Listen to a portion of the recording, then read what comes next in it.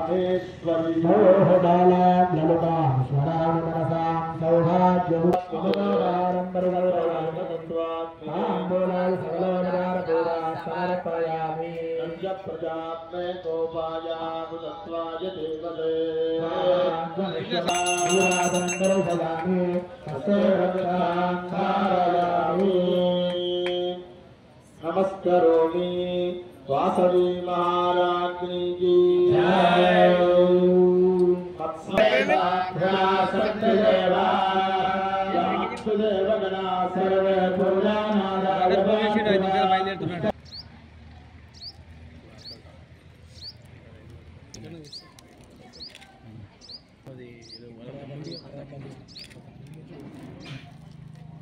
सर्वे जातवेदसे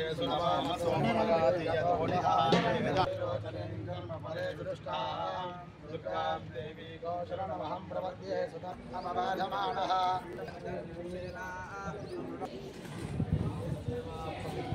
आत्मानं पुनदे सुधारेण राजावत्यं पवित्रः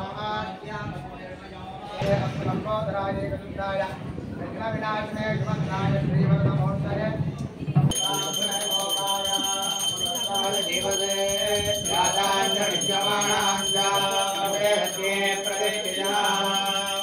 नीराजनं सिद्धं माजमनयो समर्पय एकदा परं मनोभारते एकदैव यजमान आयुष्येयो दधाति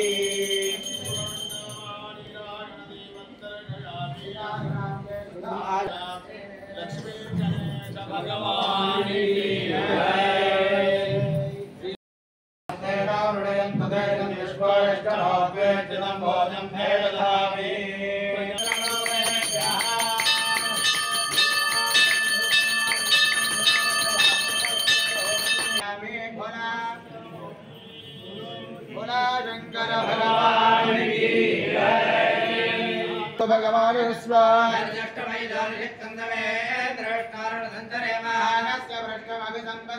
वैष्णवे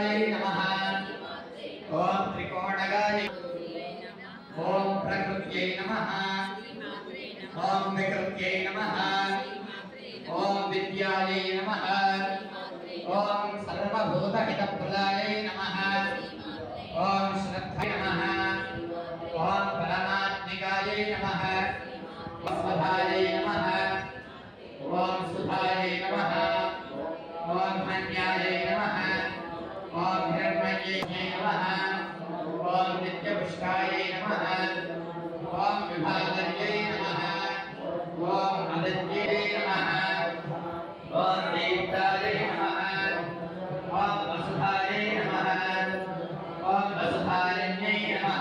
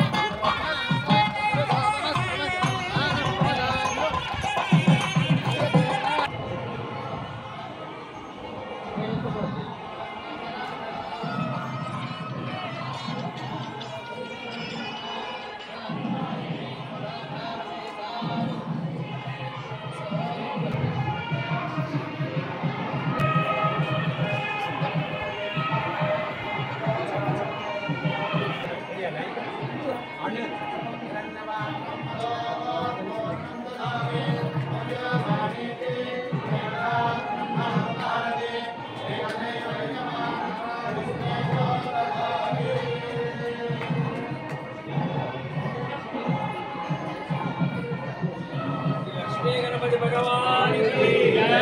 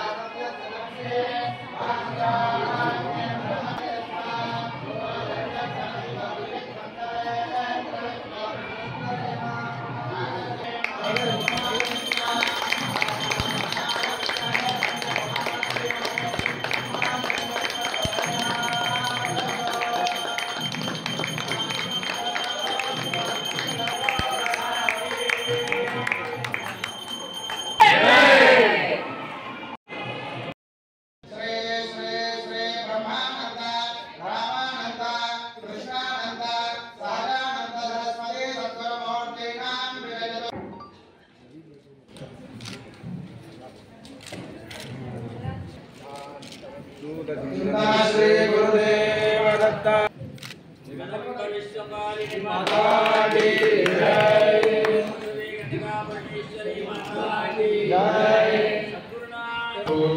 वासवी माता की वासवी माता की हर नमः पार्वती पतये हर हर महादेव हर। प्रतिष्ठापन निर्वहिंచుకొని స్వామివారి మార్గదర్శకమున ప్రతిష్టాపనతో పాటు ఈ 4 వార్షికోత్సవాలు అత్యంత వైభవోపేతంగా మనం నిర్వహించుకొని తరించి ఉన్నాం. నిరంతరం అమ్మ సేవలో చతుర్థిని ప్రతి నెల 3 కార్యక్రమాలు వైవిధ్యమైనటువంటి ఫలితంగా నిర్వహించుకొని తరిస్తూ ఉన్నాం స్వామివారి యొక్క మార్గదర్శకంలో. అదేవిధంగా ఈ వార్షికోత్సవానికి కూడా మన ముందు నడిచే అనుగ్రహ భాషణాన్ని చక్కగా విని ఆచరించి అందరం తరిద్దాం.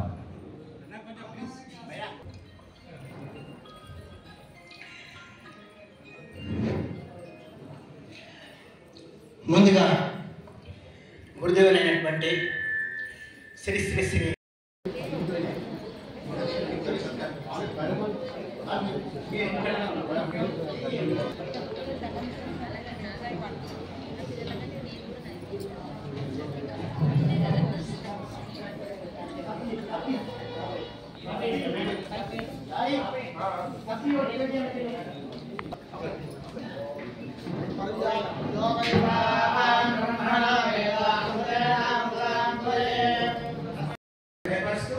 ఈ 3 రోజుల కార్యక్రమంలో నిరంతరం 6 మంది బ్రాహ్మణులు అలాగే గుడి ఆలయ ప్రధాన పూజారి సాక్షితో పాటు కామారెడ్డి వాసవుడైన రాజమంతులు అలాగే పండిత్ గారు వీరందరూ కూడా ఈ 3 రోజుల కార్యక్రమంలో నిరంతరం మా ఎంబడి యాగశాలలో యజ్ఞశాలలో ప్రతి శ్లోకానికి తాత్పర్యం ఇచ్చుకుంటూ అన్ని కార్యక్రమాలు విజయవంతం చేసినందుకు వారికి శతకోటి దండాలు పాదావందనాలు తెలియపరుస్తున్నాం.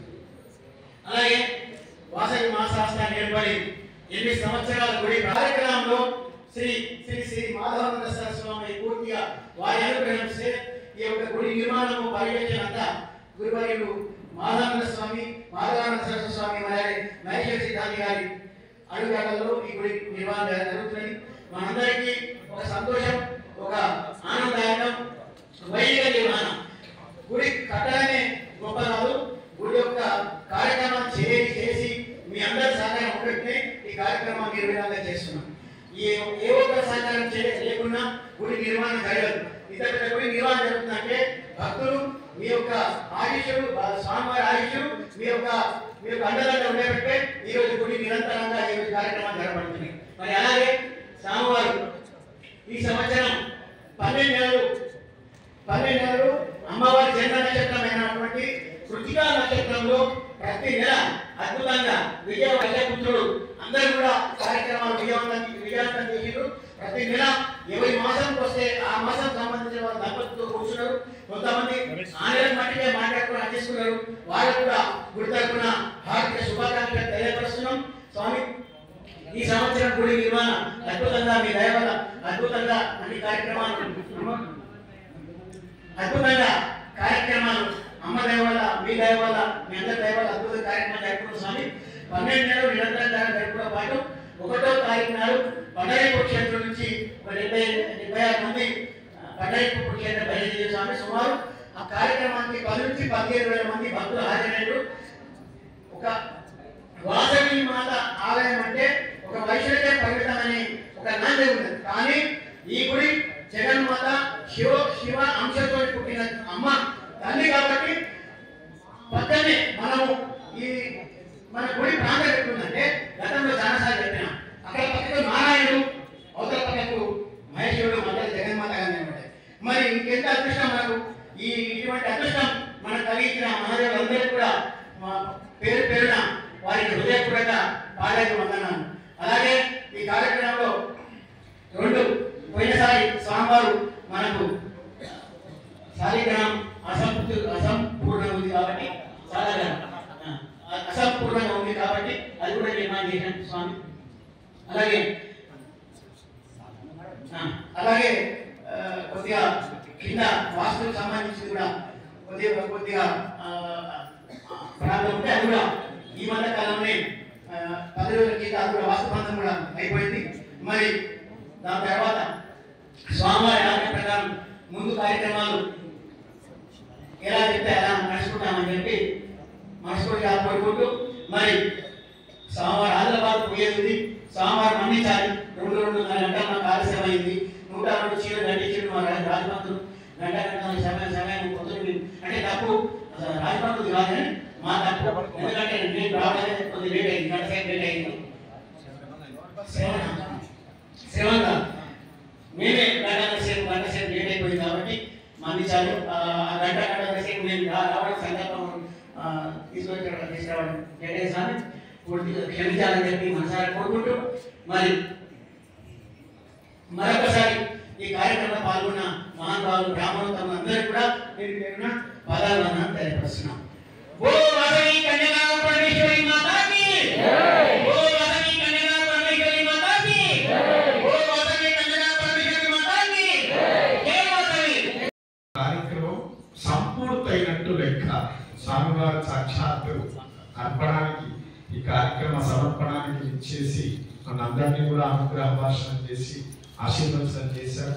వారు సూచించిన మార్గంలో ప్రతి ఒక్కరూ నడుచుకుంటూ అమ్మను మనలో చూసుకునేటువంటి భాగ్యం ఈశ్వరుడు మనకందరికీ కూడా ప్రసాదించాలని ఈ కార్యక్రమం శ్రీ శ్రీ శ్రీ కృష్ణానంద సరస్వతి స్వామి వారి చేత ప్రారంభించబడిన విభూతిచే ఈశ్వరుణ్ణి అభిషేకం చేసిన భూలోకంలో ఎన్ని ఫలపత్ర పుష్పములు ఉన్నాయో అన్ని అర్చించిన దానికంటే 1,000,000 రెట్ల ఫలం కలుగుతుందని రుద్రకామ్యార్చన అనేది మనకు చెప్పడం జరుగుతుంది. ప్రతి సంవత్సరం స్వామివారి యొక్క దివ్య ఆశీస్సులతో భక్తలింగేశ్వరుని అర్చన చేసుకున్నాం. మన సంవత్సరం సైకమేశ్వరుని అర్చన చేసుకున్నాం. ఈ సంవత్సరం భస్మం చేత సుమారు 120 టన్నుల భస్మ రాశి భూతమైనటువంటి భస్మలింగాన్ని అర్చించుకొని తరించబడుతూ ఉన్నాం మనమంతా. కాబట్టి అతి పవిత్రమైనటువంటి క్షేత్రం మీకంతా కూడా తెలుసు, మోక్షపురి. కాశీలో అంటే భస్మము 5 రకాలుగా ధర్మశాస్త్రం ప్రబోధితం చేస్తూ ఉంది. ఒకటి మంత్ర సాధితం, మంత్రము ద్వారా భస్మాన్ని పొందడం. గోమయం, ఆవు పిడుకలను సమంత్రకంగా అనేక ద్రవ్యాలు, విషీకరణం అనేటువంటి అనేక రకాల ద్రవ్యాల చేత భస్మం చేసి పంచాక్షర మహామంత్రం చేత నెయ్యి ఇత్యాదులను కలిపి అగ్నికి తర్పణ చేస్తే వచ్చేటువంటి భస్మము దాన్ని మంత్రభస్మము అని అంటారు. రెండవది మృత్తికా భస్మం. సహజంగా భూమిలో లభించేటువంటి భస్మాన్ని మృత్తికా భస్మము అని అంటారు. 3 శిలా భస్మం, 4 విరజా భస్మం. ఇది అత్యంత ప్రధానమైనటువంటి భస్మము. శివగీతంలో చెబుతున్నటువంటి భస్మము విరజా భస్మం. ఇది నదీ సంగమ క్షేత్రాలలో అత్యంత పరమ పవిత్రంగా తయారు చేయబడినటువంటి భస్మం. చతుర్వాస్తు విద్యాపీఠం ద్వారా కాశీలో అత్యంత ప్రధానమైనటువంటి 41 ఘాట్లలో సమితిగా తయారు చేసినటువంటి భస్మం చేత భస్మేశ్వరుని అర్చించడం జరుగుతుంది. అదేవిధంగా అరుణాచలంలో 12 అష్టలింగాలతో పాటు గిరిపైన చేసినటువంటి అష్టలింగాలతో పాటు సూర్య చంద్రలింగములు 10 అరుణగిరిపై తయారు చేసినటువంటి 11 భస్మాల చేత మొత్తం 56 భస్మాల చేత ఈశ్వరుణ్ణి అర్చించి తరించబోతుంది. మహాశివరాత్రి సందర్భంగా ఈ 56 రకాల భస్మాల చేత ఈశ్వరుని తయారు చేయడం జరుగుతుంది. కాబట్టి అత్యంత వైభవోపేతమైనటువంటి ఈ కార్యక్రమం రేపటి నుండి ప్రారంభం కాబోతుంది. సద్గురువుల యొక్క అనుగ్రహం చేత రేపు గణాధిపతి పూజనం, అదేవిధంగా 5వ తేదీ రోజు ఆవిష్కరణం, 6, 7 భస్మార్చనలు, 8వ తేదీ ఉదయం నుండి రాత్రి పర్యంతం అత్యద్భుతమైనటువంటి ఈ కార్యక్రమం ఆశ్రమంలో నిర్వహించడం జరుగుతుంది. ప్రతి ఒక్కరూ విచ్చేసి ఆశ్రమానికి వచ్చినటువంటి సాంప్రదాయ దుస్తువులచే వచ్చినటువంటి ప్రతి ఒక్కరూ భస్మలింగానికి భస్మల చేత అర్చించేటువంటి ఒక గొప్ప ఐశ్వర్యాన్ని ఆశ్రమం కలుగజేస్తుంది. ఈ అవకాశాన్ని వినియోగించుకొని తరించవలసిందిగా ఆహ్వానిస్తూ హర నమః పార్వతీపతే హర హర మహాదేవ. వందే పార్వతీ పరమేశ్వరౌ వాగీశాయస్య వదనే లక్ష్మీర్యస్య చ వక్షసి యస్యాస్తే హృదయే సంవిత్తం నృసింహమహం భజే వినా వెంకటేశం ననాథో ననాథః సదా వెంకటేశం స్మరామి స్మరామి. హరే వెంకటేశ ప్రసీద ప్రసీద ప్రియం వెంకటేశ ప్రయచ్ఛ ప్రయచ్ఛ. సకుంకుమ విలేపనామలిన చుంబి కస్తూరికాం సమందహసితే క్షణాం సశరచాప పాశాంకుశాం అశేష జనమోహినీం అరుణమాల్య భూషోజ్వలాం జపాకుసుమ భాసురాం జప విధౌ స్మరేన్ అంబికాం. భోళా శంకర భగవానికి జై. ఒక మహేష్ పంతులు గొప్పటి గట్టిగారు మీరు అందరూ బాగా చప్పగా అంటే బాగుంటుంది. ఉప్పులేని కూర ఉన్నట్టు ఎట్లా ఉన్నది కాబట్టి గట్టిగా అనండి ఏ కాదు. జగదంబా మహారాజ్ఞి జగదానంద సరస్వతి స్వామి భగవానికి శ్రీ కృష్ణానంద సరస్వతి స్వామి భగవానికి నమః పార్వతీ పతే హర మహాదేవ అన్నపూర్ణ మాతాకి వాసవి కన్యకా పరమేశ్వరి మాతా. బొడ్డురాయి ఎక్కడ ఉందో అక్కడి నుంచి మొదలు పెట్టుకుంటే ఇక్కడ ఉన్నటువంటి కన్యకా పరమేశ్వరి వరకు రాబోయే బ్రహ్మాండమైన బ్రహ్మాండేశ్వర స్వామి వరకు ఎక్కడ ఏ రూపంలో దేవుడున్నా ఆ దేవుడి యొక్క అంతరార్థం ఒకటి. ఏ గదిలో ఉన్నా ఏ పేరుతో ఉన్నా దేవుళ్ళందరూ ఒకటి. అదే పరమాత్మ స్వరూపం. మరి మా శిష్యుడు నిరంతరం ధార్మికంగా శ్రమ చేస్తున్నటువంటి చిరంజీవి మహేశ్వర సిద్ధాంతి స్వరూపంలో ఆయన కాపు దత్తు స్వరూపం కార్యక్రమాన్ని నిర్వహించడానికి వచ్చేసినటువంటి బ్రాహ్మణోత్తముల స్వరూపం అమ్మవారికి అత్యంత మనోహరంగా అలంకారాన్ని చేసే సౌభాగ్యాన్ని నోచుకున్న శ్రవణ స్వరూపం కార్యక్రమాన్ని నిర్వహిస్తున్నటువంటి ఆనందకృష్ణ మొదలుకొని అందరి పేరు మీరే అనుకోండి. ఎందుకంటే అందరి పేర్లు అంటే అదే ఉపన్యాసం అవుతుంది. కాబట్టి మీ అందరి స్వరూపంలో భక్తుల స్వరూపంలో పరివార స్వరూపంలో మీ అందరికీ చూపించే వాళ్ళ స్వరూపంలో తినిపించే వాళ్ళ స్వరూపం నా స్వరూపం ఇలా మనందరిలో వెలుగుతున్నది ఆ దేవుడే. మనందరిలో వెలుగుతున్న పరమాత్మకు నారాయణ స్మరణపూర్వకంగా నమస్కారాలు అర్పించుకుంటూ వార్షికోత్సవాన్ని చతుర్థ వార్షికోత్సవం ఇది దేనికి సూచన అంటే పంచమ వార్షికోత్సవానికి నాంది అని ఆ తాత్పర్యం. అది ఎందుకంటే పంచమి పంచభూతేషి వస్తాయి కదా. తర్వాత పంచసంఖ్యోపచారిణి అమ్మవారి నామాల్లో ప్రముఖమైనటువంటి నామం. కాబట్టి ఇప్పటి నుంచి ఇక్కడ ఉన్నటువంటి భక్తులు రాకుండా తర్వాత అయ్యో రాకపోతే కదా అని చూస్తున్నటువంటి వినేటువంటి భక్తులు అందరూ కూడా సిద్ధం కావాల్సింది పంచమ వార్షికోత్సవం అమ్మవారు మెచ్చిన రీతిలో ఈ పెట్ట చేస్తున్నాము. ఇంతకంటే ఎక్కువైన రీతిలో మనం చేసుకోవడం అవకాశం అమ్మవారు కల్పించాలని మనం ప్రార్థించాలి. దానికి మనం చాతుర్మాస్య దీక్ష ఆ సందర్భంగా మహేశ్వర మొదలు నాటు మాట్లాడి తర్వాత ఏ విధంగా చేద్దామనేటువంటి ప్రణాళికను తయారకండి. సరే చక్కగా మన కార్యక్రమాలు నిర్వహించుకోవడంలో మనం గొప్ప అని మనమే అనుకుంటాం. అనుకోకపోతే కూడా మనం పని చేయలేము. కనుక ఏమనుకోవాలి వారేవా శబాష్ అచ్చా కియా బహుత్ అచ్చా కియా బహుత్ అచ్చా కియా ఇది మనం అనుకోవడం సహజమైనటువంటి అంశం. కానీ మనం అనుకున్న మాటని ఎదుటి వ్యక్తి నోట విన్నామనుకో ఆ ఆనందానికి అవధి ఉంటుంది. కనుక మనం ఏదైతే అలంకారం చేసినా ఎక్కడి నుంచో తిరిగి వచ్చేటువంటి నారాయణ వానికి అమ్మవారి అలంకారం చూడగానే ఒక్కసారి కళ్ళల్లో బట్టి రెండు బాష్పాలు వచ్చే విధంగా అమ్మవారు దర్శనమించారు. అంటే ఈ దర్శనం ఇవ్వడంలో మనకి ఏముంది? దర్శనం 2-3 రకాలుగా ఉంటుంది. చౌరస్తా నుంచి బయలుదేరినారు. మన జ్యోతివాస విద్యాపీఠం వరకు వెళ్తున్నారు. వెళుతుంటే రోడ్డు మీద ఎంతమంది కనబడాలి? హారం కొట్టేవాడు, వచ్చేవాడు, ముందర వచ్చేవాడు, ఓర్దులు అన్ని పని చేసుకునేవాడు ఎంతమంది కనపడతారు. తర్వాత అక్కడికి మొదలు తెలియ దేవాలయాలు కనపడదు, అన్ని కనపడతాయి. మనం చూసుకుంటూనే వస్తాం.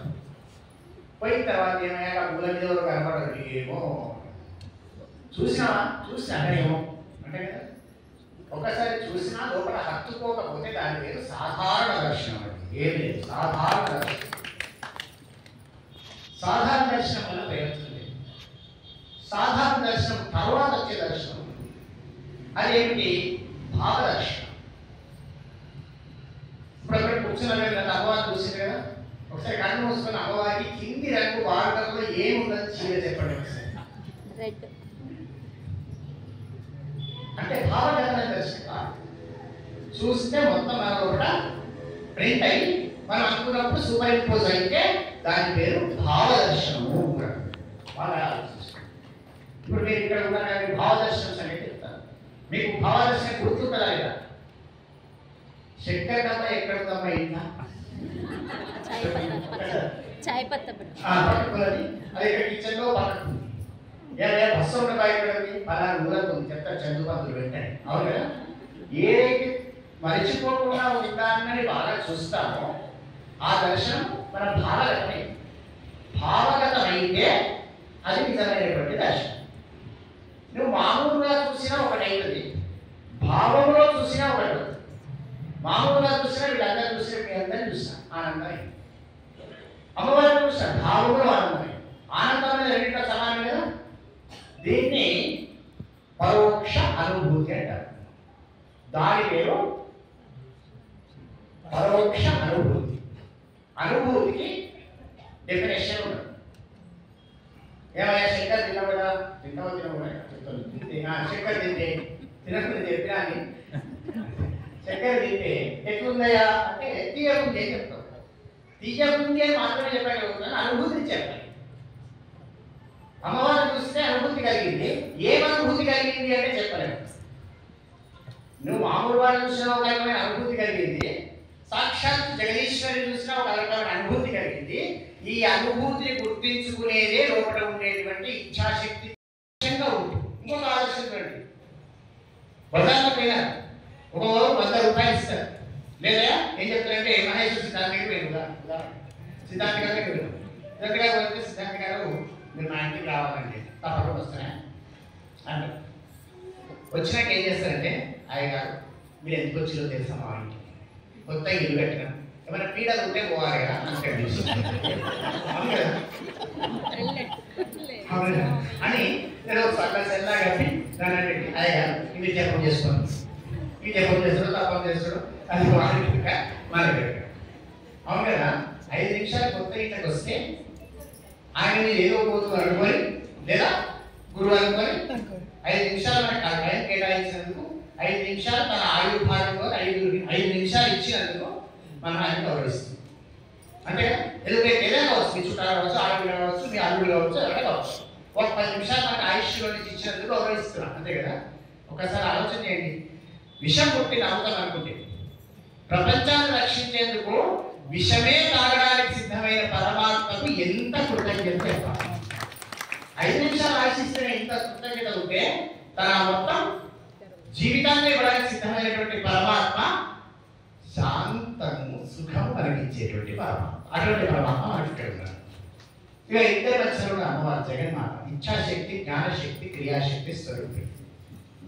ఇచ్ఛాశక్తి, జ్ఞానశక్తి, క్రియాశక్తి 3 రకాలు ఉంది. ఒకటే రకం చెప్తాను, 3 రకాలు చెప్పే సామాన్యం ఇప్పుడు లేదు. చిన్న ఉదాహరణ, మీరు ఇక్కడ ఇచ్ఛాశక్తి కూర్చున్నారు, కూర్చుండాలి వినాలి అనేది ఇచ్ఛాశక్తి. వింటున్నాను అని బుద్ధి చెప్తుంది చూడండి, అది జ్ఞానశక్తి. క్రియాశక్తికి వచ్చేసరికి వినడంలో మనం భేదం లేకుండా ఉంటే క్రియాశక్తి. వినడంలో ఏం భేదం వస్తుంది? ఇచ్ఛాశక్తి, జ్ఞానశక్తి వెళ్ళగా మొదలు పెట్టగానే ఇవాళ 12:30 ఆయన 10 పైసలు తెచ్చిస్తానంటే 2:30 అవుతుంది, వాడు ఇస్తాడో లేడు, ఇవన్నీ పెట్టి మొదలు పెడుతుంది క్రియాశక్తి. పెట్టి మన మనసును ఈ మూడింటిని ఏకకాలంలో కంట్రోల్ చేయగలిగినటువంటి శక్తి అద్భుతమైనటువంటి పరాశక్తి మన శక్తి. అటువంటి అమ్మవారి యొక్క దివ్యమైనటువంటి అనుభూతి మనకు ఉన్నది. మీకు అందరికీ తెలుసు, అమ్మ అంటేనే ప్రేమ, నచ్చింగ్, వేరే ఉదాహరణ ఉండదు. అటువంటి అమ్మ మన కళ్ళ ముందర దివ్యమైన స్వరూపంతో ఉంటే, నేను చాలాసార్లు ఇక్కడ సుమారు తిరుగుతుంటా కదా, ఎప్పుడైనా మంగళవారం, కృత్తిక నక్షత్రం, సంకట చతుర్థి, అప్పుడు కొన్ని ఒక 6-20 మంది ఇక్కడ కనబడుతుంటారు. కానీ రోజు పాపం అమ్మ కష్టం కలిగిస్తున్నారు. ఏం కలిగిస్తుందంటే మీకు కనబడకపోతే అమ్మ మీ దగ్గరికి రావాల్సి వస్తుంది. కానీ మీకు అందరికీ అమ్మలకు అయ్యేదే చెప్పేది ఏంటంటే, నిత్యకృత్యంలో ఒక 5 నిమిషాలు అమ్మ కోసం ఇక్కడ దాకండి, అమ్మ మీ వెంబడి వస్తుంది. కాబట్టి నిత్యకృత్యంలో పెట్టుకోండి. భక్తులు ఎవరైనా బ్రషింగ్ ఎంత ఇంపార్టెంటో అంతకంటే ఇంపార్టెంట్గా మీ దినచర్య ప్రారంభం చేసే ముందు, దినచర్య ముగించే ముందు చక్కగా అమ్మ దగ్గరికి వచ్చి దర్శనం చేసుకోండి. ప్రతిసారి అనంతకృష్ణ ఇక్కడ కూర్చొని చందా వాయించుకోడు, భయపడకండి మీరేం. కాబట్టి అటువంటి ఏం లేదు. కాబట్టి ఖచ్చితంగా అమ్మగారు అటువంటి పరిస్థితి వస్తే చెప్పాలని దర్శనానికి వచ్చినే మళ్ళీ మాట్లాడాలని చెప్పాలి. కాబట్టి మీ దర్శనం టైంలో దర్శనం కోసమే వినియోగం చేసుకోండి. అది మా దర్శనం కూడా అద్భుత దర్శనం చేసుకోండి, పరోక్ష దర్శనంగా మారండి, భావం పరిశుద్ధి చేసుకోండి. ఎందుకు అమ్మవారికి ఏం పేరు ఉంది? భావన మాత్ర సంతుష్ట హృదయ. నీ భావములో తనను పూర్తిగా ప్రతిష్ఠించుకున్న అనుకున్నంత మాత్రమే అమ్మ ఆనందపడి అన్ని ఇవ్వడానికి సిద్ధమవుతుంది. అటువంటి అమ్మ దివ్య చరణ సన్నిధిలో మనం చతుర్థ వార్షికోత్సవాన్ని జరుపుకునే అవకాశం లభించింది.